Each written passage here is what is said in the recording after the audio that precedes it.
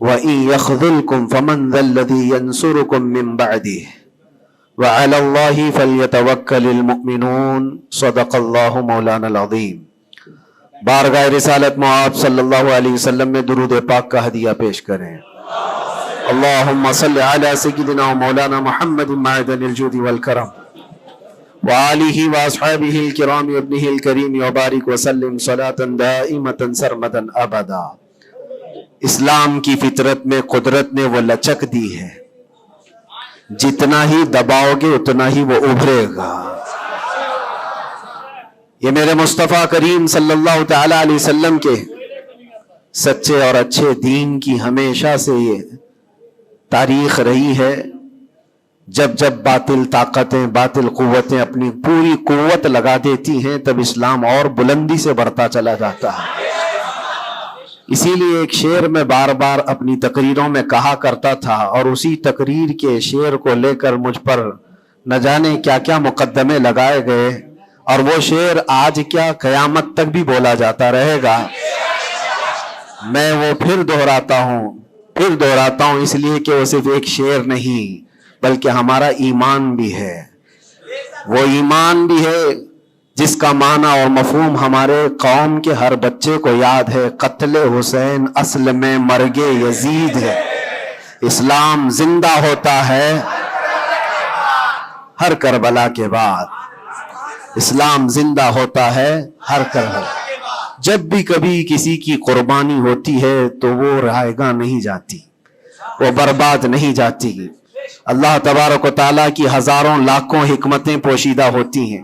دنیا کو تو صرف اتنا نظر آتا ہے کہ امام حسین اور ان کے بچے میدان کربلا میں کاٹے گئے، مارے گئے، قتل کر دیے گئے، لیکن اس کے پیچھے کی حکمتیں یہ رب العالمین جانتا ہے۔ اور آج تک قوم اس کو سمجھ رہی ہے کہ اسلام میں جو آج ہریالی باقی ہے اس میں خون حسین کا کردار ہے، اور ہمارے ائمہ کرام بزرگان دین نے اس کو اپنے خون سے، اپنی محنتوں سے سینچا ہے۔ لہٰذا میرے عزیزو، آپ سب کو بھی کبھی یہ نروس ہونے کی ضرورت نہیں۔ میں گرفتار ہوا بھی اور واپس اسی جگہ پہنچا جہاں سے ہم آپ کو خطاب کیا کرتے تھے۔ ہزار لوگ یہ سوچتے تھے کہ ممبر پر آپ دوبارہ نہیں کھڑے ہو سکتے۔ ہم نے ان سے یہی کہا تھا، میرا رب تبارک و تعالیٰ چاہے تو تمہاری گردن پہ بھی کھڑا کر دے گا، ممبر پر ہی نہیں، جہاں وہ رب تعالیٰ چاہے کھڑا کر دے۔ اور جب تک اس پروردگار عالم کو منظور نہ ہو، وہ اللہ تبارک و تعالیٰ ہمیں کنارے رکھتا ہے۔ یہ صحابہ اکرام، اولیاء کاملین سب کی تاریخ میں رہا ہے۔ آج بڑی خوشی ہے اس بات کی کہ ہم اسی مسجد میں واپس آپ کے ساتھ جمعہ ادا کر رہے ہیں۔ اس مسجد کی روحانیت اور اس کی نورانیت ہمیں واپس یہاں کھینچ لاتی ہے۔ کئی مہینوں کے سفر بھی ہوتے ہیں لیکن واپس اس مسجد میں آ جاتے ہیں۔ نہ جانے یہاں کے لوگوں کی دعائیں یا یہاں کا کیا تعلق ہے۔ عزیزان گرامی وقار، چند باتیں میں عرض یہ کرنا چاہوں گا کہ قوم کے اندر جو ایک نروس پن ہے، خوف ہے، جس کو دوسرے لفظوں میں اگر میں کہوں تو بزدلی ہے، کس وجہ سے قائم ہے، کس وجہ سے ہے؟ یہ ڈر اور خوف کا ماحول صرف اسی لیے ہے کہ ہر بندہ کمفرٹ زون میں جینا چاہتا ہے، آرام اور عیش کی زندگی میں جینا چاہتا ہے۔ ہر ایک نے اپنے اوپر دنیا اتنی لاد لی ہے، اپنے اوپر دنیا کو اتنا سوار کر لیا ہے کہ اس سے نکلنا اس کے لیے مشکل ہو جاتا ہے۔ اور اسی وجہ سے اللہ کے نبی صلی اللہ تعالی علیہ وسلم ارشاد فرماتے اپنے صحابہ کو بھی کہ جب تمہارے اندر بیل کی پونچھ پکڑ کر کے کھیتی باڑی کرنے کی عادت آ گئی اور تم گھوڑے کی پیٹھ چھوڑ چکے ہو تو سمجھ جانا کہ دوسری قومیں تم پر حکومت کرنے لگ جائیں گی۔ آج بیل کی پونچھ پکڑ کر کھیتی باڑی کرنے کا مطلب صرف یہ نہیں ہے کہ کسان بن جائے، سب کا حال یہ ہے کہ ہمیں دنیا جمع کرنا ہے، دنیا جمع کرنا ہے، اور اس دنیا جمع کرنے کے چکر میں اس کی پوری عمر ختم ہو جاتی ہے لیکن وہ حسرت پوری نہیں ہوتی، وہ حسرت پوری نہیں ہو پاتی. جتنی چیز کی تمہیں ضرورت تھی وہ تو حاصل ہو چکا تھا, لیکن اس سے زیادہ کی طلب میں ہم بھاگتے ہی رہے. ہم یہ نہیں کہتے کہ آپ گھر نہ بنائیں, ہم یہ نہیں کہتے کہ آپ اچھے کپڑے نہ پہنیں, سب کریں, لیکن کم از کم اس بات کا خیال رکھنا چاہیے کہ اس دنیا کی کمائی میں اور اس کی طلب میں کہیں ایسا نہ ہو کہ میرا دین چھوٹ جائے, ایسا نہ ہو کہ اللہ کے نبی صلی اللہ تعالی علیہ وسلم سے جو میری محبت ہے اس میں کمی آ جائے. یاد ہے آپ کو ایک حدیث پاک, اللہ کے حبیب صلی اللہ علیہ وسلم ارشاد فرماتے ہیں کہ مجھے میرے بعد اس بات کا خوف نہیں ہے کہ میری امت مشرک ہو جائے گی, کافر ہو جائے گی. حضور پاک صلی اللہ علیہ وسلم فرماتے ہیں مجھے اس بات کا ڈر نہیں ستاتا کہ میری امت مشرک ہو جائے گی, کافر ہو جائے گی, مگر اس بات کا اندیشہ لگا رہتا ہے کہ میرے بعد تم پر دنیا پھیلا دی جائے گی اور دنیا سمیٹتے سمیٹتے تم اللہ اس کے رسول کو بھول جاؤ گے. آج وہ حالات ہیں میرے عزیزوں, سب کے وہی حالات ہیں. اکثر کی بات میں کہہ رہا ہوں, میں جب بھی کوئی گفتگو کروں تو اس کو میری فضیلت بیان کرنے پر محمول نہ کریں کہ میں اپنی بڑائی بیان کر رہا ہوں. میرے عزیزوں, ان حالات کو بھی ہم دیکھ کر کیا ہے کہ اندر جانے کے بعد ایک چیز دماغ میں گونجتی تھی, کیا بتلاؤں میں نے کیا کیا دیکھا. کھوٹا سکہ چلتے دیکھا, الٹی گنگا بہتے دیکھا, چھوٹے چھوٹوں کی بات تو چھوڑو, بڑے بڑوں کو ننگا دیکھا. اور حالات تو وہاں کے ایسے, یہ ساری چیزیں سکھا دیتی ہیں. اور پھر اس بات کا خیال آتا ہے کہ امت آج کن مسائل میں گھری ہوئی ہے, جبکہ طوفان اندر انتظار میں ہے تباہی کے لیے. ہم جن مسائل میں گھرے ہوئے ہیں اس کو دیکھ کر کے پھر ڈر لگتا ہے. علماء کے مسائل, پیران اعظام کے مسائل, جماعتوں کے مسائل, چھوٹی چھوٹی باتوں پر ہم کورٹ کچہری کے چکر کاٹتے رہتے ہیں, مسجدوں کے مسائل. لیکن جبکہ دشمن نے کہاں سے کہاں تک تمہارے لیے منصوبے بنائے, حیرت ہوتی ہے میرے عزیزوں.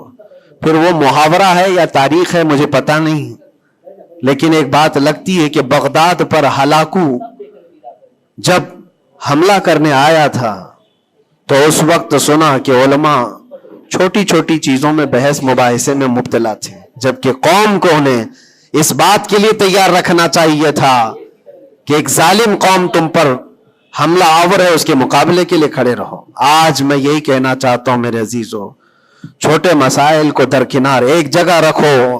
امت مصطفیٰ آج جس قسم پرسی کی حالت میں ہے, جب نبی پاک صلی اللہ تعالی علیہ وسلم کی عزت پر حملے ہیں تو پھر تمہاری عزت کہاں خاک میں رہنے والی ہے. ہماری اپنی عزت کی بچانے کی کیا فکر کرنی ہے آپ کو. پوری دنیا کا حال یہ ہے. پہلے تو ایک مسلمان کی بات میں آپ کو بتاؤں, فرانس جیسا پاورفل ملک, بہت ہی مضبوط کنٹری, 100 سال پہلے کی بات بتا رہا ہوں, نبی پاک صلی اللہ تعالی علیہ وسلم کی شان میں وہ کوئی گھناؤنی یا گستاخانہ انداز کی فلم ریلیز کرنا چاہتے تھے, یا پھر کسی طرح سے مذاق مسخرے والے کام کے ذریعے سے میرے آقا صلی اللہ علیہ وسلم کو نشانہ بنانا چاہتے تھے, اور اس بات کو وہ اپنی آزادی رائے اور اپنی خیال کی آزادی کو بتاتے ہیں. اس زمانے میں سلطان عبد الحمید تھے, اور ترکی کے وہ آخری خلیفہ سلطان عبد الحمید. صرف انہوں نے ایک اسٹیٹمنٹ دیا تھا فرانس کو کہ باز آ جاؤ یہ تمام چیزیں کرنے سے, ورنہ پوری دنیا لا کر میں تمہارے سر پہ پھوڑ دوں گا. صرف اتنا جملہ تھا میرے عزیزو. آج تک وہ نہ فلم ریلیز ہوئی اور نہ ہی فرانس اس چیز پر آیا. لیکن اب تو حالات بدل گئے, اب تو حالات ایسے بدلے کہ ہزاروں نہیں, لاکھوں نہیں, کروڑوں کی تعداد میں ہم موجود ہیں. اور پھر اسلامی ممالک کے نام پر پوری دنیا میں کتنے ملک ہیں, 57 ممالک اسلامی کہلاتے ہیں. لیکن کس کو فکر ہے میرے مصطفیٰ کریم صلی اللہ تعالی علیہ وسلم کی عزت پر جب حملے ہوتے ہیں. اور یہ تمام حالات جب اپنا درد کا میں اظہار کرتا ہوں تو پھر لوگوں کو یہ لگتا ہے کہ یہ بھڑکاتے ہیں, اکساتے ہیں. میرے عزیزو, میں چاہتا ہوں کہ قوم اصل مسائل کو سمجھے, جو اصل مسائل ہیں ان کو سمجھو, فرض کو دیکھو, نفل کی طرف نہیں، پہلے تم پر جو فرض ہے اس کے لیے کھڑے ہو جاؤ. آج قوم کی بکھراؤ کو بھی دیکھتا ہوں تو ایک حدیث پاک میں آپ کے سامنے رکھتا ہوں. اللہ کے نبی صلی اللہ علیہ وسلم سے پوچھا گیا دین کیا ہے؟ میرے آقا صلی اللہ علیہ وسلم فرماتے ہیں الدین النصیحہ، دین خیر خواہی کرنے کا نام ہے، ہر ایک کے ساتھ اچھا برتاؤ. پھر پوچھا قلنا لمن یا رسول اللہ صلی اللہ علیہ وسلم، اے اللہ کے رسول کس کے لیے خیر خواہی کرنے کا نام دین ہے؟ اللہ کے رسول صلی اللہ علیہ وسلم فرماتے ہیں للہ ولکتابہ ولرسولہ وللائمۃ المسلمین وعامتہم، اللہ کے لیے، اس کی کتاب کے لیے، اس کے رسولوں کے لیے، اور مسلمانوں کے جو امام ہیں یا ان کے حاکم ہیں، ان کے لیڈر ہیں، ان کے لیے، اور تمام مسلمانوں کے لیے اچھائی کا ارادہ کرنا، بھلائی کا ارادہ کرنا، اسی کا نام دین ہے. دین کو اللہ کے نبی صلی اللہ تعالی علیہ وسلم نے ان تمام چیزوں کے ساتھ لگا کر کے آپ کو بیان فرمایا. اور آج میں اس میں سے ایک ٹکڑا ہی اگر بیان کروں کہ الدین النصیحہ لائمۃ المسلمین وعامتہم، مسلمانوں کے امام، مسلمانوں کے جو لیڈر ہیں ان کے لیے اور عام مسلمانوں کے لیے خیر خواہی کرنے کا نام دین ہے. اور آج میرے عزیزو اس بات کی بہت زیادہ ضرورت ہے، بہت زیادہ ضرورت ہے. اجتماعی طور پر سب دیکھیں کہ ہمارا مفاد کس میں ہے، امت کا کام کس میں ہو سکتا ہے. اور ایک حدیث میرے آقا صلی اللہ علیہ وسلم فرماتے ہیں من اصبح ولم یہتم، حضور اکرم صلی اللہ علیہ وسلم فرماتے ہیں من لم یہتم بامرنا فلیس منا، جو اس حال میں صبح کیا کہ میری امت کا خیال نہیں کیا، حضور فرماتے ہیں وہ ہم میں سے نہیں ہے، وہ ہم میں سے نہیں ہے. کتنی صبح ایسی ہوتی ہیں جو تم صبح اٹھ کر کے سوچتے ہو کہ امت کا کیا ہونا ہے. یا آقا کریم صلی اللہ علیہ وسلم فرماتے ہیں جس نے میری امت کا خیال نہیں کیا وہ مجھ میں سے نہیں ہے، وہ ہم میں سے نہیں ہے. عزیزان گرامی وقار، ہر ایک کو ایک درد ستاتا ہے کہ کل کیا کھاؤں گا، کل کیا پہنوں گا، میرا گھر کیسے بنے گا، میری جاب کیسے لگے گی. لیکن ان غرباء امت کے لیے کون سوچتا ہے جو کاٹے جا رہے ہیں، مارے جا رہے ہیں، جن کے گھر اجاڑے جا رہے ہیں، ان کے بارے میں کبھی دل کے اندر نرمی آتی ہے؟ اگر تمام مسلمانوں کے دلوں کے اندر یہ نرمی اور یہ رحم ہوتا تو میرے عزیزو حالات ایسے نہیں ہوتے تھے، حالات ایسے نہیں ہوتے. صحابہ اکرام میں سے ایک مثال میں آپ کو بتا دوں کہ ہمارا دین آج جس کو ہم لے کر کے چل رہے ہیں کتنا بکھر گیا. سچ کہا تھا حالی نے کہ اے خاص ہے خاصان رسول وقت دعا ہے، امت پہ تیرے وقت عجب آ کے پڑا ہے. جو دین نکلا تھا بڑی شان سے اپنے وطن سے، آج وہ پردیس میں غریب الغربا ہے. آج دین اسلام کو ہم نے اجنبی بنا کر رکھا ہے، ہمارے گھروں میں ہی نہیں ہے، ہماری ذات پر نہیں ہے. ہم تو پھر دوسرے کو کیا تانا دیں گے؟ آپ اسلام زندہ باد کا نعرہ لگاتے ہیں اور اب اسلام کی حقانیت کو بلند و بالا انداز میں بیان کرتے ہیں، سڑکوں پر آ جاتے ہیں. تمہیں سڑکوں پر آ کر احتجاج کرنے کی کیا ضرورت ہے؟ تم اگر اسلام کو اتنا ہی پسند کرتے ہو تو اپنی بیویوں پر کیوں نہیں اسلام پسند کرتے؟ اپنی بچیوں پر، اپنے گھر والوں پر اسلام کو کیوں نہیں پسند کرتے؟ انہیں بے پردہ باہر جب گھمایا جاتا ہے تب اسلام زندہ باد کا نعرہ کیوں نہیں؟ یہ شادی ہال میں کبھی جا کر دیکھیں، یہ پارٹیوں میں جا کر دیکھیں، اندازہ بھی نہیں ہوتا کہ یہاں مسلمانوں کا جم غفیر ہے. میرے عزیزو ایک حدیث عرض کرتا ہوں، حضرت ابو دردہ رضی اللہ تعالیٰ عنہ سے منسوب ہے. حضرت عمر فاروق رضی اللہ تعالیٰ عنہ کا زمانہ خلافت ہے اور عادل کے وہ بادشاہ ہیں.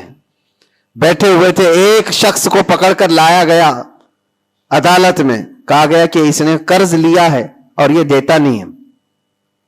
تو جو قرض خواہ تھے وہ بھی صحابی تھے، انہوں نے کہا کہ یہ اجنبی آدمی مدینے کا تو ہے نہیں، لیکن میں نے اس کو پیسے دیے تھے، یہ واپس نہیں لوٹاتا اور آئیں کائیں کرتا رہتا ہے، بہانے بناتا ہے. حضرت عمر فاروق رضی اللہ تعالیٰ عنہ نے اس اجنبی شخص سے کہا اب تم کیا کہنا چاہتے ہو؟ تمہیں قید میں ڈال دیا جائے گا، تم اس کے پیسے ادا کرنا چاہتے ہو یا نہیں؟ اس نے کہا مجھے 2 دن کی مہلت چاہیے، میں جاؤں گا اور لا کر کے واپس اس کی رقم ادا کر دوں گا جو مجھ سے تقاضا کر رہے.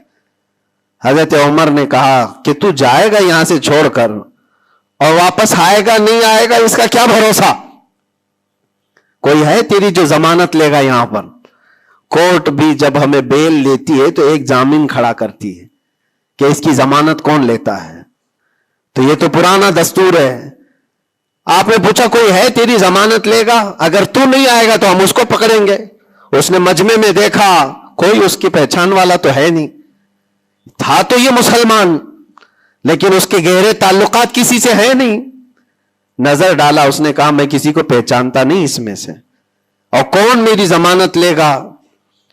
صحابہ اکرام بیٹھے ہوئے تھے, سب تو جانتے ہیں کہ ایک اجنبی ہے اور بھاگ گیا تو آئے گا نہیں. لیکن اس کے باوجود ایک صحابی ہیں حضرت ابو درداء, کھڑے ہوتے ہیں, کہتے ہیں امیر المومنین میں اس کی ضمانت لیتا ہوں,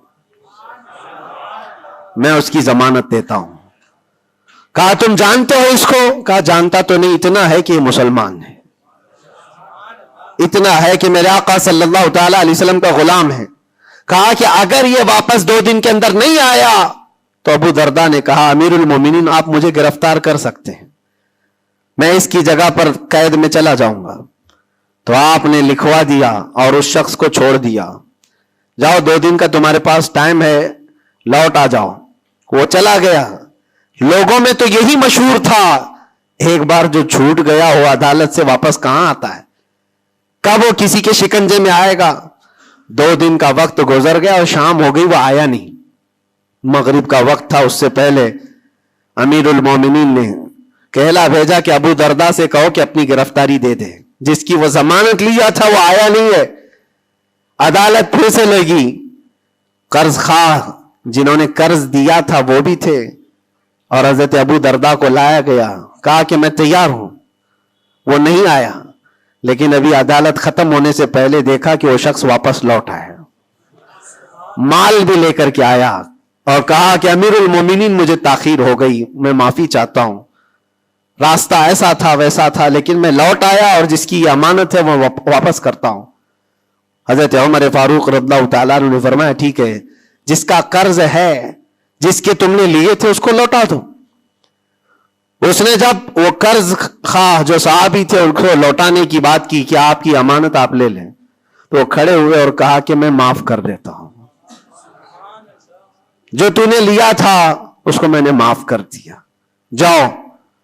تو حضرت عمر فاروق رضی اللہ تعالیٰ عنہ فرماتے ہیں کہ پھر یہ مجلس دیکھی تو اس اجنبی شخص سے پوچھا تو چاہتا تو بھاگ جاتا, تو چھوڑ کر چلا جاتا, واپس نہیں آتا تو کون پکڑ کر لاتا؟ تو کس علاقے کا ہے یا کہاں جاتا, واپس کیوں آیا؟ جانتے ہو اس نے کیا جواب دیا؟ امیر المومنین آپ سچ کہہ رہے ہیں, میں ایسی جگہ چلا جاتا جہاں سے لوگ مجھے پکڑ کر نہ لاتے, تھوڑی سی رقم ضرور تھی, میں بچا کر کے چلا جاتا, لیکن دل میں یہ خیال آیا کل کو دنیا یہ کہے گی رسول اللہ کے غلام دھوکے باز ہوتے ہیں, کہیں اللہ کے نبی صلی اللہ تعالی علیہ وسلم کے اوپر کوئی انگلی نہ اٹھائے کہ حضور کا غلام ایک مسلمان دھوکہ دیتا ہے. اس لیے میں واپس لوٹ آیا, میرے لیے دنیا حقیر ہے, میرے مصطفیٰ کی نسبت بہت بلند ہے. امیر المومنین نے ابو درداء سے پوچھا کہ اے ابو درداء, تم ایک اجنبی شخص کی ضمانت لینے کو تیار ہو گئے, تمہارے اندر کیا جذبہ آ گیا ایسا؟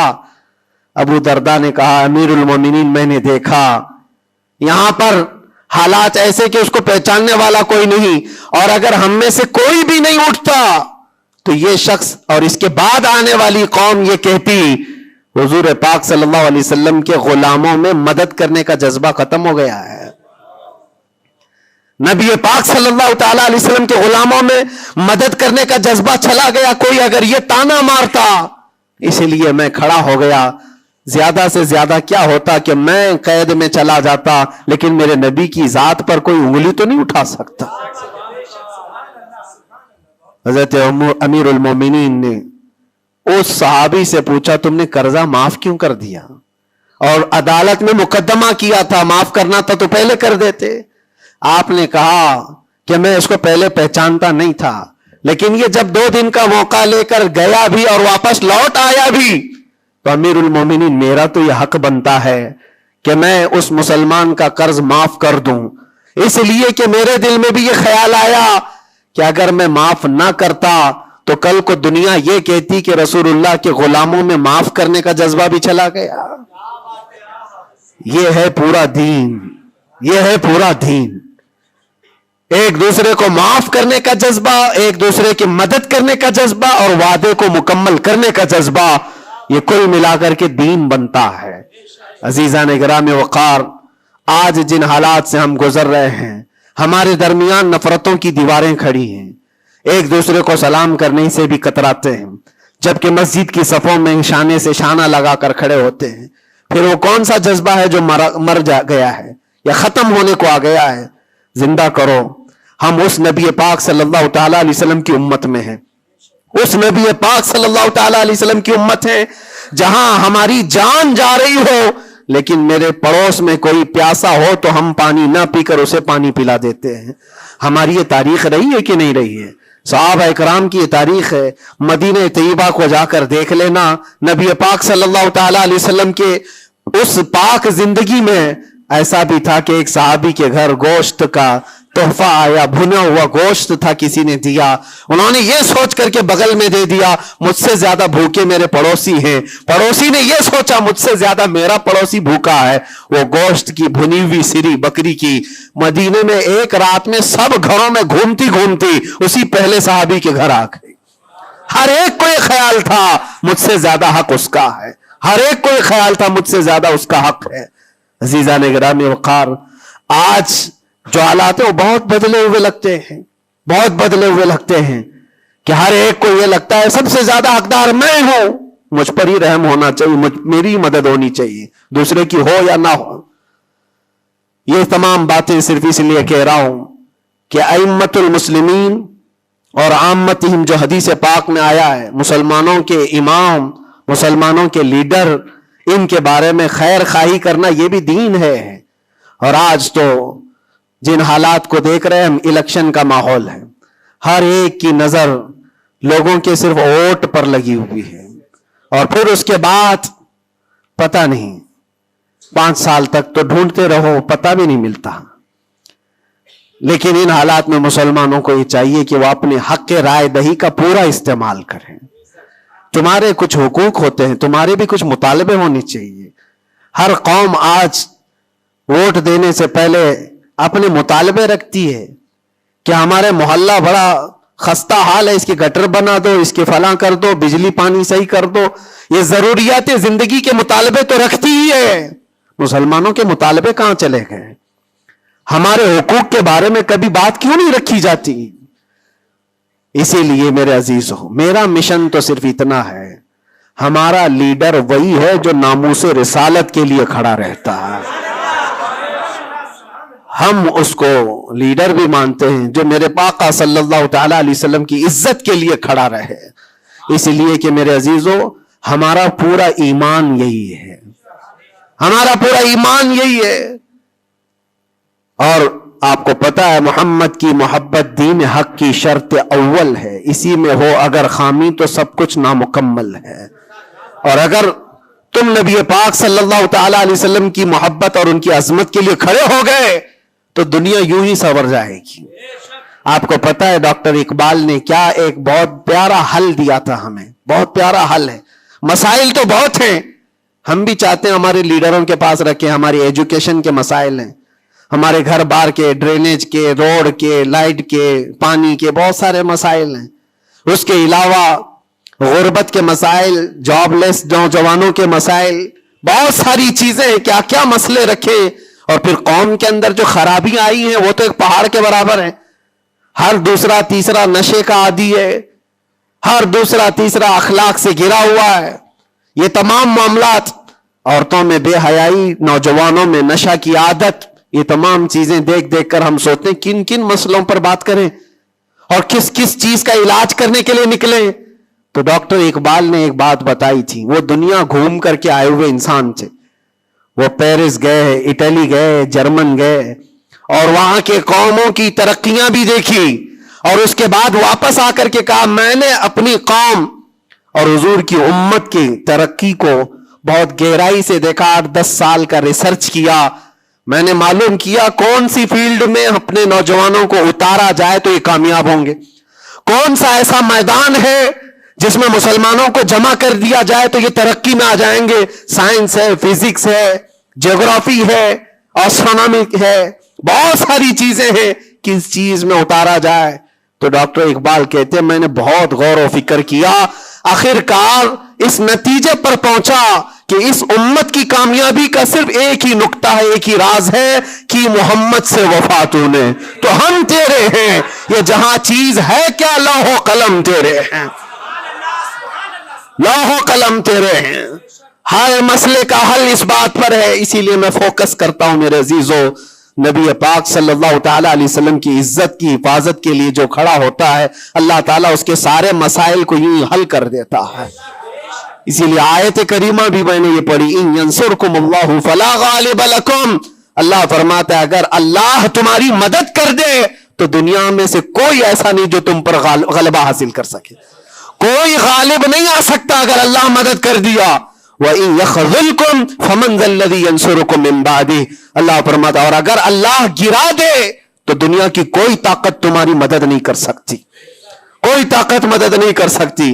ایک بات، بہت ساری چیزیں ہم نے سیکھی ہیں، جیل کے اندر کے حالات انشاءاللہ کبھی طویل داستان پوری میں بیان کروں گا، لیکن ایک بندے کو دیکھا تھا، اس کے گھر والے بھی چھوڑ چکے سب، اس کو چھوٹا سا ایک کیس ہے لیکن جیل کے اندر اس کی ضمانت ہوتی نہیں، گھر والے کرانا چاہے تو ہو جائے 4 دن 5 دن میں، لیکن کوئی چاہتا نہیں، تھوڑا سا مانسک سنتولن بگڑتا چلا گیا، دماغی توازن کھونے لگا۔ ہوتا کیا تھا سنو، وہ ایک نارمل نوجوان تھا اور مہینہ گزر جاتا کوئی ملاقات کے لیے بھی نہیں آتا گھر والا، تو جیل میں ہنگامہ کرنے لگ جاتا، مار توڑ اور پھر نہ جانے کیسی کیسی حرکتیں، تو جیلر پریشان ہو کر کے اس کے گھر فون لگاتا، اس کے باپ کو کہتا کہ بھائی تم اپنے بیٹے سے ایک بار ملنے تو آ جاؤ، وہ ہنگامہ کر کے رکھا ہے، کبھی ملاقات بھی نہیں لیتے ہو۔ اس کا باپ آیا، آ کر کے ملاقات لیا اور بیٹے نے پوچھا کہ کب چھوٹ رہا ہوں میں، کب نکلوں گا میں؟ کہا بیٹا اس منڈے کو جو ہے تمہاری ضمانت ہو جائے گی، یہ منڈے کو رکھا ہے ہو جائے گی۔ کہا اچھا ٹھیک ہے۔ اتنا خوشی خوشی سب قیدیوں سے ملنے کے لیے آتا بیرک میں، یہ منڈے تو میرا ہو گیا، میں جا رہا ہوں، میرے باپ نے کہا ہے۔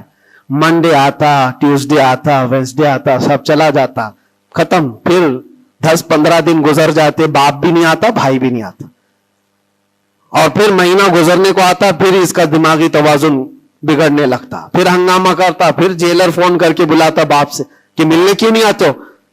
باپ آتا، بیٹا کوئی بات نہیں، کچھ مسائل میں گھرے ہوئے ہیں، ہو سکتا ہے جان بوجھ کر کے اس کے گھر والے کر رہے ہوں، کچھ لوگوں کو زبردستی جیل میں رکھا جاتا ہے، گھر والے ہی رکھتے ہیں، باہر سے اچھا ہے یہاں کھاتے پیتے آرام سے رہو، دوسروں کی زندگی اجیرن کرنے سے بہتر ہے کہ یہاں رہو۔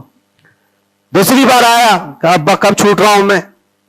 کہا بس اس منڈے کو رکھا ہے، وکیل جو ہے ملا نہیں تھا، اس منڈے کو تمہاری ضمانت ہو جائے گی۔ پکی بات لے کر کے آتا پھر، اور یہاں پر بالکل عیش موج مستی میں کہ اس منڈے تو جا رہا ہوں میں۔ دوسرا منڈے آیا، اس کے بعد پھر چلا گیا، ایسا 4 بار ہوا، اور سب قیدیوں میں یہ بات مشہور تھی کہ یہ منڈے کو جانے والا ہے، اور سب اس کو چھیڑتے تھے۔ جب کبھی اس کی ملاقات آتی تو کہتے منڈے کو جا رہا ہے نا، یہ بات مذاق کے طور پر چلتی رہتی تھی، لیکن کسی کے ساتھ ہم مذاق کرتے ہیں، یہ نارمل لائف ہوتی ہے۔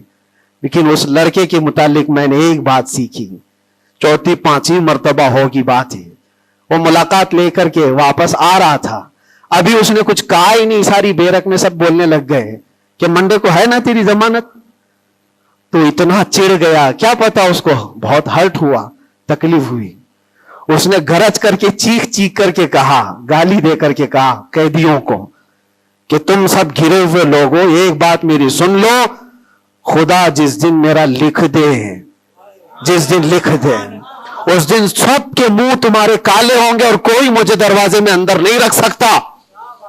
جس دن میرے چھوٹنے کا وہاں سے آ جائے پروانہ، لکھا ہوا کہ یہ دن یہ بندہ چھوٹنے والا ہے. اس کے بعد وہ کہتا ہے مجھے یہاں کا پرائم منسٹر بھی نہیں روک سکتا. میں نے دیکھا اتنا یقین ہے اس کو. ایک تو اپنے باپ سے ہر بار سنتا تھا اس بار ضمانت ہو جائے گی، اس بار ضمانت ہو جائے گی، اور حقیقت میں میرے عزیزو یہ جمعرات کا دن تھا جب وہ اپنے باپ سے ملاقات کر کے آیا تھا اور اس کو تانا مارا جا رہا تھا منڈے کو جا رہا ہے. تب اس نے کہا تھا جس منڈے کو بھی میرا رب لکھ دے، جس دن بھی لکھ دے کہ اس کو اس دن یہاں سے نکلنا ہے، پوری طاقتیں مل کر کے بھی مجھے دروازے کے اندر نہیں رکھ سکتی. اتفاق کی بات ہے اسی منڈے کو اس کی ضمانت بھی ہو چکی تھی. وہ جا بھی رہا تھا، بسترے اٹھایا، سارا سامان اٹھایا اور سب کو پلٹ کر کہنے لگا دیکھا حقیقت میں جو بیل ملتی ہے، جو ضمانت ملتی ہے وہ رب ذوالجلال کے فیصلوں سے ہوتی ہے. یہ یقین اور توکل کی بات میں عرض کر رہا ہوں. عزیزان گرامی وقار، بہت سارے ایسے مسائل ہیں، اسی لیے میں آپ سے کہتا ہوں اگر اللہ مدد کر دے تو کوئی غالب نہیں آ سکتا، اور اگر اللہ تعالیٰ گرا دے تو پھر کوئی مدد بھی نہیں کر سکتا. اسی لیے اللہ تبارک و تعالیٰ کی مدد کس کے لیے آتی ہے وہ بھی قرآن کہتا ہے وَكَانَ حَقًّا عَلَيْنَا نَصْرُ الْمُؤْمِنِينَ. ہم نے اپنے اوپر لازم کر لیا ہے کہ ایمان والوں کی مدد کریں گے. اور ایمان والا ہے کون؟ لا يؤمن احدكم حتى اكون احب اليه من والده وولده والناس اجمعين. میرے آقا فرماتے ایمان کامل اس کا ہے جو ساری دنیا سے زیادہ مجھ سے محبت کرتا ہے. مفہوم حدیث عرض کر رہا ہوں، اپنے ماں باپ، اپنے اولاد، اپنے مال دولت، سارے انسانوں سے زیادہ اللہ کے رسول سے محبت کرتا ہے تو اس کا ایمان کامل ہے. اور جس کے ساتھ ایمان کامل ہوگا اس سے اللہ کی مدد آئے گی، اس پر اللہ کی مدد آئے گی. میرے عزیزو بظاہر حالات اگر کسی کے ساتھ خراب ہو جائیں تو یہ مت سمجھ جانا. میں اکثر ایک بات محسوس کرتا تھا کہ ظالموں نے جس انداز میں بے قصور لوگوں کو بھی قید کیا اور ہمیں بھی زبردستی جن حالات سے گزارا گیا، پھر کبھی عرض کروں گا انسانی فطرت ہے، کبھی کبھار بکھر جاتے ہیں. تقاضا بشریت کے اعتبار سے گھبراہٹ تو ہمیں بھی ہوتی تھی، پھر تاریخ یاد آتی میں پہلا تھوڑی نہ ہوں. سیدنا حضرت مظفر حسین کچوچوی رحمت اللہ علیہ فرماتے تھے مظفر کو مقید نہ سمجھ ایسے یاد، میری اسیری بھی سنت آبائی ہے، میرا یہ قید ہونا بھی میرے آبا و اجداد کی سنت ہے. بزرگان دین گئے ہیں اور جیلوں میں رہے اور واپس نکلے، لیکن ایک بات ہمیشہ یاد رکھو اسلام زندہ ہوتا ہے، بس قربانیاں رائگاں نہیں جاتی، ضائع نہیں ہوتی. اللہ تعالیٰ کی مدد جس کے ساتھ ہے تو بظاہر حالات میں ایسا ہوگا. مجھے اچھی طرح سے پتا ہے، پہلے بھی معلوم تھا، میں نے تقریروں میں بہت کہا بھی تھا کہ مجھے اچھا معلوم ہے کہ میری تقریروں کا انجام کیا ہونے والا ہے، نتیجہ کیا ہونے والا ہے. مجھے کیسی کیسی دھمکیاں پہلے بھی دی گئی ہیں، ابھی بھی ہے. آنے سے پہلے بھی کچھ لوگوں نے کہا تھا اتنا لمبا ہم نے کٹا دیا، اب تو بھول جاؤ گے، وہ شعر پڑھو گے، یہ شعر پڑھو گے، کیسی تقریریں کرو گے. ہم نے کہا میرے عزیزو آپ کیا سمجھتے ہو، مچھلی کے تیرنا ختم ہو سکتا ہے، پرندے کا اڑنا ختم ہو سکتا ہے، شیر کا شکار کرنا ختم ہو سکتا ہے، وہ تو جانور ہے، ان کی فطرت نہیں ختم ہوتی. میں غلام مصطفیٰ ہوں، میری فطرت کیا ختم ہوگی؟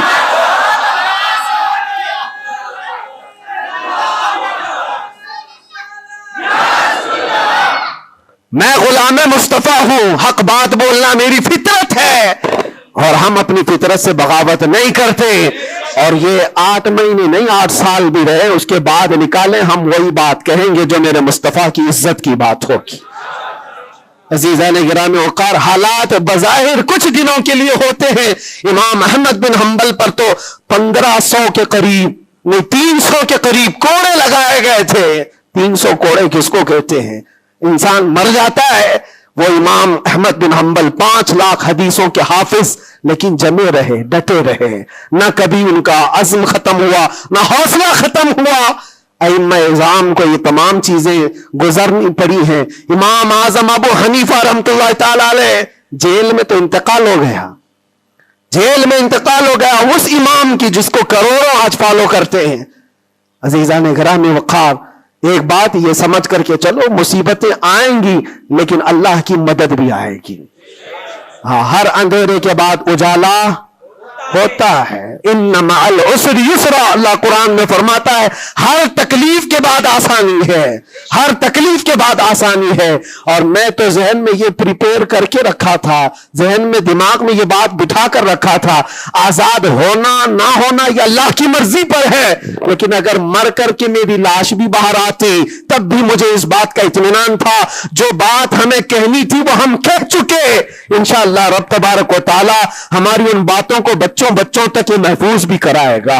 اور مجھے تو باہر کی خبریں زیادہ نہیں ملتی تھی کہ یہاں لوگوں کے دلوں میں کیا جذبات ہیں، بچوں کے دلوں میں کیا جذبات ہیں، لیکن قیدی جب جاتے تھے چھٹی پر 4 دن 5 دن اور واپس آتے تو یہی کہتے ڈسکس تو ہمارا کچھ نہیں ہوتا، آپ کے بارے میں ہمارا خاندان پوچھتا رہتا ہے. جیل میں آپ ہیں، فون کرو تو لوگ ہمارے متعلق پوچھتے رہتے. پھر دل میں یہ احساس ہوتا تھا. اور جیل میں بھی دیکھتا ایک ایسا بھی لڑکا تھا چین اسنیپر، چین کھینچتا اور چوری کرتا واپس آتا، لیکن ایسا ڈھیٹ آدمی تھا، ایسا ڈھیٹ، میدان میں کھڑے ہو جائے، سارے قیدیوں کے سامنے کھڑے ہو جائے اور پھر ہر دن ایک بات اتنی بول کر کے ہی جاتا، صرف اتنی بول کر کے جانا اس کی عادت سی ہو گئی تھی. ہم دیکھتے رہے باہر بھی یہی منظر ہے، اندر بھی یہی منظر ہے. تم کسی کی زبان کو بند کرنا چاہو، ختم کرنا چاہو تو ایسا نہیں ہوتا. اللہ تبارک و تعالیٰ جس چیز کو چاہے ہر جگہ پھیلا دیتا ہے. پھر یہ احساس ہوا میرے عزیزوں، تبلیغ اسلام صرف ہم ذریعہ ہوتے ہیں پہنچانا، میرے رب کی شان ہے، میرے رب کی شان ہے. اور حقیقت میں آپ کو بتاؤں، دلوں کو اپنی طرف مائل کرنا یہ ہم میں سے کسی کے اندر طاقت نہیں ہے. آج ہزاروں لاکھوں جو مجھے سننا چاہتے ہیں، اس میں بظاہر میرا کوئی کمال نہیں. بات ان کی کرو اور ہر دل پہ راج کرو، ان کی بات کرو.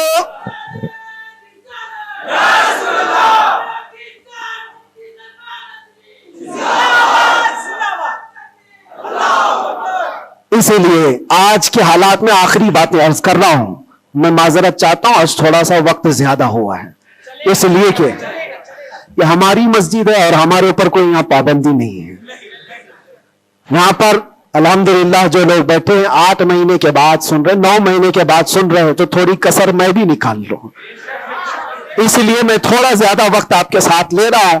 ان حالات کے ساتھ جو آپ کو فیصلہ لینا ہے میرے عزیزوں، سوچ سمجھ کر کے اپنا مطالبہ بھی تو رکھو، اپنا مطالبہ بھی رکھو کہ ہم ان لیڈروں کے ساتھ کھڑے ہیں جو 500 روپے بانٹ کر کے گلے میں پٹے ڈلوا کر کے ہمیں نعرے لگوا کر کے گھما لے. بس نہیں، ہمارا مقصد اور ہمارا مطالبہ اتنا ہو، ان حکام، ان لیڈروں کے پاس یہ بات رکھو، میرا گھر میرا محلہ نہ بنا پایا تو کوئی بات نہیں، لیکن اتنا وعدہ کرو کہ میرے مصطفیٰ کی عزت پر جب بات آئے تو تم ڈٹ کر کھڑے رہو گے. یہ گستاخیوں کا ماحول ختم ہونا چاہیے، ہونا چاہیے کہ نہیں ہونا چاہیے. اسی لیے میرے عزیزوں، اور بظاہر ہماری بات یہ ہے کہ ہم سب سے ان لوگوں سے محبت ضرور کرتے ہیں جو قوم و ملت اور ملک کی فلاح و بہبودی اور میرے حضور پاک کی عزت کے لیے کھڑے ہوتے ہیں. ہم ان کے ساتھ ہیں کسی بھی طرح سے. ہمارا تو مقصد، ہمارا مشن صرف اتنا ہے، کسی کی جے بجے کیوں پکارے، کیا غرض ہم کو، ہمیں کافی ہے سید اپنا نعرہ، ہمیں کافی ہے سید اپنا نعرہ یا رسول اللہ. ہم اس مشن کے آدمی ہیں. لیکن پھر بھی جن حضرات نے بھی محبتوں کے ساتھ ہمارے نام کو پھیلایا ہے، ان کے مقاصد اگر صرف پولیٹیکل ہیں تو ہمارا ان کے ساتھ کوئی بھی لین دین نہیں، ہمارا ان کے ساتھ کوئی تعلق نہیں. ہاں، اگر اس لیے ہمارے نام کا استعمال کیا یا ہمیں بلایا یا ہمیں کھڑا کیا کہ اللہ کے نبی صلی اللہ تعالی علیہ وسلم کی ناموس اور ان کی عزت کے لیے ہے، تو ہم ہر دن آپ کے ساتھ ہیں، ہم ہر دن آپ کے ساتھ ہیں. لوگوں کو یہ لگ رہا ہے الیکشن آیا ہے، مفتی صاحب اس لیڈر کے پاس جا رہے ہیں، اس لیڈر کے پاس جا رہے ہیں، یہ سب افواہیں بہت ساری پھیلی ہیں. میرے عزیزوں، تھوڑا انتظار کرو. اور میں ان سیاسی نیتاؤں سے بھی کہوں گا، آپ الیکشن میں کنٹریبیوٹ کر رہے ہیں، حصہ لے رہے ہیں، سیاست میں آپ موجود ہیں، آگے بڑھو، ہم آپ کو روک نہیں رہے ہیں. لیکن اگر واقعی مقصد یہ ہے کہ قوم اور ملت اور ملک اور میرے دین کی عزت اور حضور پاک کی عزت کے لیے آگے چل کر کے آواز اٹھائیں گے تو میرا آج آپ کے ساتھ کھڑا ہونا کوئی ضروری نہیں. الیکشن گزر جانے تو پھر ہر دن آپ کے ساتھ کھڑے, الیکشن ہو جانے کے بعد بھی ہم کھڑے ہیں آپ کے ساتھ, لیکن الیکشن سے پہلے ہی اگر آپ کو ہمیں چاہیے تو لوگوں میں یہ خلفشار مچا ہوا ہے, ایک خلفشار مچا ہوا ہے کہ مفتی صاحب ناموس رسالت کے اس عظیم مشن کو سیاسی لوگوں کے درمیان پھیلا رہے ہیں. میرے عزیزوں, میرا کہیں یہ مقصد نہیں ہے, کہیں یہ مقصد نہیں ہے. اللہ نے جو کرسی دی ہے نا وہ بہت بڑی کرسی ہے. ہم نے جو اللہ تعالیٰ کا انعام ہمارے پاس ہے وہ الیکشن سے حاصل کیا ہوا نہیں ہے, رب کے سلیکشن سے ملا ہوا ہے. ہمارے پاس اللہ تبارک و تعالیٰ کا دیا ہوا انعام کافی ہے, لیکن ان سیاسی حضرات کے ساتھ ہمارا تعلق اسی لیے ہے کہ آپ آواز بلندی کے ساتھ اٹھا سکتے ہو اور سسٹم میں آپ بیٹھ کر کے اپنی قوم, ملک, سب کی فلاح و بہبودی کی بات کر سکتے ہو. اس لیے ہم کھڑے ہیں, اس لیے نہیں کہ آپ 500,000 روپے دے دیں گے, اس لیے نہیں کہ آپ ہمارا گھر گاڑی بنگلہ خرید کر کے کچھ دے دیں گے. عزیزان گرامی اوقات, میرے آنے کے بعد سے لے کر آج تک ابھی تک مہینہ نہیں گزرا ہوگا, لیکن میں نے حالات اتنے دیکھے کہ ہر کوئی یہ چاہتا ہے راتوں رات مجھے دولہا بنا دے. بہت سارے معاملات ایسے دیکھے. اس لیے میں سب سے یہ گزارش کروں گا, آج کا یہ میرا پیغام ہے کہ ہمارا مشن ناموس رسالت ہے, ہمارا مشن تحفظ ناموس رسالت ہے, اور اس کے لیے ہم ہر طرح سے کھڑے ہیں. لیکن خالص سیاست کے لیے, خالص ووٹنگ کے لیے, خالص الیکشن کے پرچار کے لیے مجھ جیسے کا نام استعمال نہ کریں. یہ میرا مشورہ ہے, یہ میرا پیغام بھی ہے. آپ کے لیے پوری زندگی ہم کھڑے ہیں, صرف الیکشن کے لیے. اس عظیم مشن کو اور اس مقدس مشن کو بدنام کرنے کی کوشش نہ کریں. ہاں, پولیٹیکل جس انداز میں بھی آپ کو مدعے اٹھانا ہے اٹھائیں, لیکن حضور پاک صلی اللہ تعالیٰ علیہ وسلم کی عزت کا یہ جو مشن ہے, ناموس رسالت کا مشن ہے, اس کو صرف یوز کرنے کے لیے استعمال نہیں ہونا چاہیے, بلکہ جو بھی بندہ مومن کھڑا رہے گا وہ اپنی جان کے ساتھ کھڑا رہے گا, تبھی اس کا ایمان ہے, تبھی وہ اس کا ایمان ہے. اور اگر آپ مجھے یہ کہتے ہیں کہ آپ حضور پاک کے اس ناموس رسالت کا مسئلہ لے کر چلتے ہیں, قسم رب ذوالجلال کی, اس کے پیچھے میرا کوئی دوسرا مقصد نہیں ہے. اس کے پیچھے میرا کوئی دوسرا مقصد نہیں ہے کہ اس کے ذریعے سے میں کما لوں گا, میں کھا لوں گا. میرے عزیزوں, کیا کما لیں گے, کیا کھا لیں گے؟ آپ کو میرے اپنے حالات معلوم نہیں کہ میں کس طرح کے حالات سے گزرا ہوں. اگر لوگوں سے بٹورنا ہی ہوتا تو ممبئی میں میری بہت ساری بلڈنگیں ہوتی. میں تو کرائے کے گھر پہ رہتا ہوں. میرے عزیزوں, میں اس چیز کا قائل نہیں ہوں کہ اس عظیم مشن کو اپنے مفاد اور ذاتی فائدے کے لیے یا دنیا بنانے کے لیے استعمال کیا جائے. میرا اس میں کوئی مقصد پنہا نہیں. مقصد صرف اتنا ہے کہ کل بروز قیامت رسول پاک صلی اللہ تعالیٰ علیہ وسلم کی نظر ہم پر پڑے, تم ہنس کے کہے جانا دیوانہ ہے دیوانہ.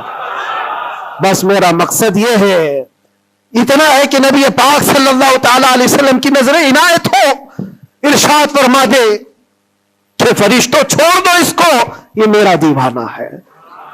بس اس مقصد کو لے کر ہم چلتے ہیں. اور اللہ کے نبی صلی اللہ تعالیٰ علیہ وسلم وہ عظیم غیرت مند رسول ہیں. میں نے دیکھا میرے عزیزوں, دنیا مجھ سے چھوٹ گئی تھی, ہر طرح کے رابطے بند تھے. میں گھر سے بھی بات نہیں کر سکتا, بچوں سے بھی بات نہیں کر سکتا تھا. مجھے اندھیری کوٹھری میں رکھا گیا تھا جہاں سے آسمان بھی نظر نہ آئے. کئی دن گزرتے رہے, لیکن قسم ہے اللہ رب العزت کی, اس کے ذات کی, اس رسول پاک صلی اللہ علیہ وسلم سے جس سے ہم محبت کرتے تھے, انہوں نے ہمیں تنہا نہیں چھوڑا. میرے مصطفیٰ نے تنہا نہیں چھوڑا. ہم نے جو وہاں دیکھا ہے وہ بیان سے بھی باہر ہے. کسی دن نہ پھسلنے دیا, کسی دن نہ بہکنے دیا, کسی دن نہ ٹوٹنے دیا. جس طرح مضبوطی کے ساتھ کھڑے تھے باہر اسی طرح کھڑے رہے, ورنہ تنہا رہتے رہتے وہاں پر آدمی ڈپریشن کے شکار میں پاگل ہو جاتے. پاگلوں کا پورا ایک یاد بنا ہوا ہے. لوگ اپنے ذہنی دن اور توازن کھو چکے ہیں. پیشاب پخانے ان کے کپڑوں میں ہونے لگتے ہیں. پاگلوں کا یارڈ ہے لیکن ان کو حکومت چھوڑتی نہیں ہے. جو جیل میں پاگل ہو گئے ان کے لیے بھی ایک یارڈ ہے. ایسے کتنے لوگ ہیں ان کو دیکھ کر گھبراہٹ تو ہوتی تھی, لیکن پھر تنہائی میں جب میرے مصطفیٰ کریم صلی اللہ علیہ وسلم کو یاد کرتے ہیں تو پھر وہ اپنے چہرے جمال جہاں آرا سے جو مشرف کرتے, جو انعامات دیتے تھے, وہ میرے لیے کافی ہے. اس کے بعد پھر کسی چیز کی حاجت نہیں ہوتی تھی. پھر وہ صحابہ کی بات یاد آتی تھی, وہ صحابہ کی بات یاد آتی. ایک خاتون مدینے کی جنگ احد میں جن کے باپ شہید ہو گئے, جن کا بھائی شہید ہوا, جن کا شوہر شہید ہوا, بیٹا بھی شہید ہوا, ایک جنگ میں 4 لوگ شہید ہوئے. وہ عورت کہتی ہے مجھے ایک بار رسول اللہ کو دکھا تو دو, میرے آقا سلامت ہے یا نہیں. وہ کہتے ہیں صحابہ کہ ہاں وہ سلامت ہے. وہ خاتون میرے مصطفیٰ کے چہرے کو دیکھتی ہے اور اس کے بعد کہتی ہے کل مصیبت بعدک جلل یا رسول اللہ, اے اللہ کے رسول آپ کے ہوتے ہوئے ہر مصیبت حل کی ہے. آپ اگر سلامت ہیں تو ہر مصیبت چھوٹی ہے. اسی لیے ان کا یہ نعرہ تھا صحابہ کا, ہر ستم ہر ظلم گوارا ہے, ہر ستم ہر ظلم گوارا ہے یا رسول اللہ, بس ایک بار تو کہہ دے کہ تو ہمارا ہے, ایک بار تم کہہ دو کہ تو ہمارا ہے, ہر ستم ہر ظلم ہمیں گوارا ہے. اللہ کریم ہم سب کو حضور پاک کی محبت میں جینے مرنے کی توفیق عطا فرمائے. اللہ کریم ہمیں آخری سانس تک اس مشن پر قائم و دائم رکھے. ظالموں کے ظلم سے, کافروں کے کفر سے, مشرکین کے شرک سے اللہ ہماری حفاظت فرمائے, اور ہم سب کو مولا توکل اور یقین کی دولت عطا فرمائے.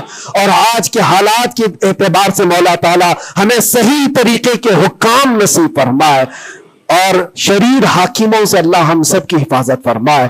وآخر دعوانا الحمدللہ رب العالمین. السلام علیکم ورحمۃ اللہ وبرکاتہ.